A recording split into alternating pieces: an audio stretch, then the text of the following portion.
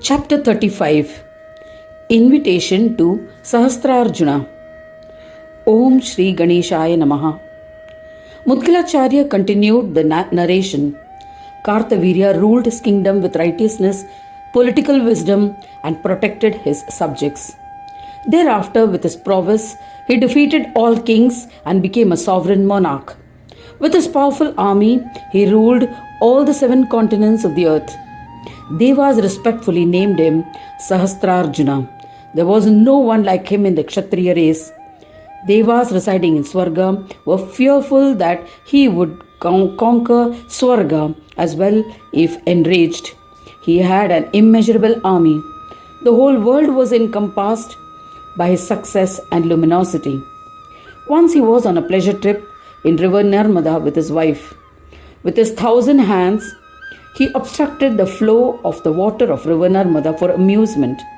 As a result, the river changed course. At that time, Ravana had descended onto the banks of the same river with his army to perform puja of Shivling. The river waters had flown backwards towards the bank where the Linga puja was being performed. Ravana hurriedly completed his puja and summoned his dutas to make inquiries as to who had altered the course of the river. A linga is a sign or symbol or mark, is an abstract or iconic representation of the deity Shiva in Shaivism.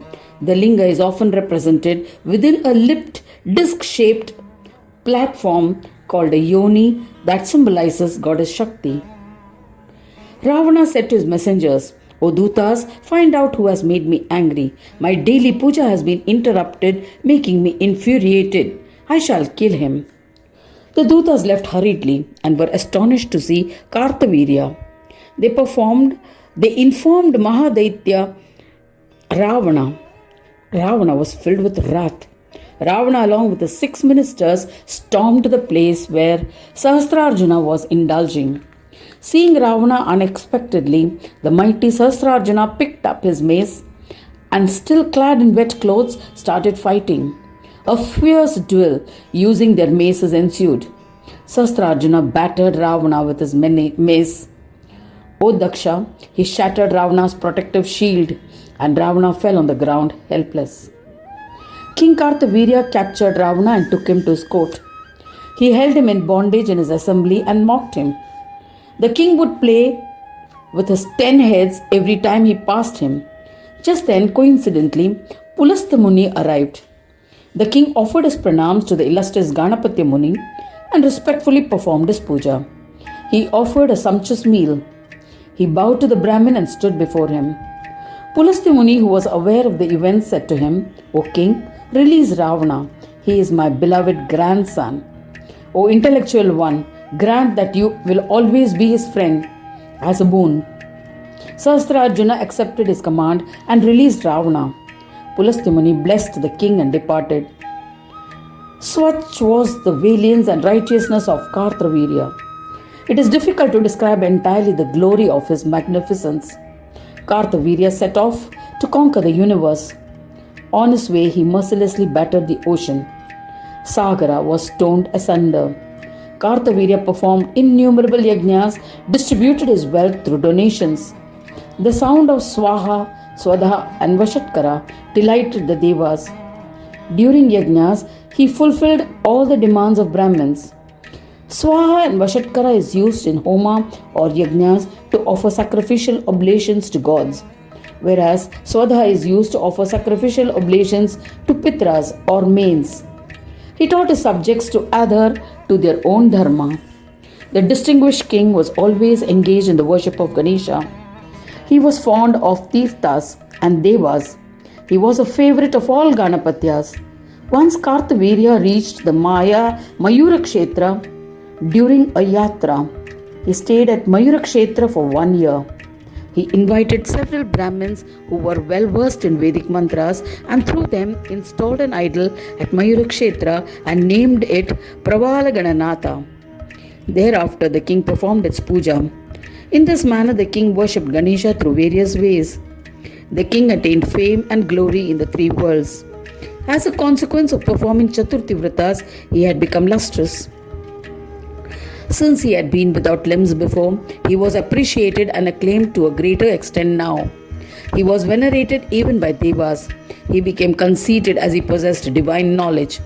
He forgot Gajanana. He thought arrogantly, I am Ganesha, I do not need to worship any deity.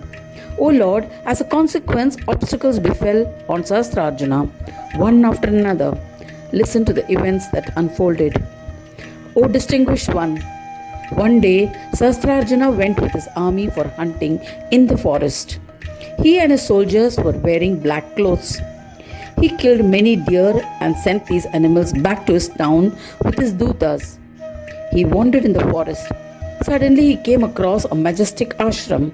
He asked his ministers, to which Muni does this ashram belong? They replied, we have arrived at the ashram of Muni Jamadagni. O Daksha, the king was delighted and entered it. He paid his respects to the Muni along with his chief secretaries.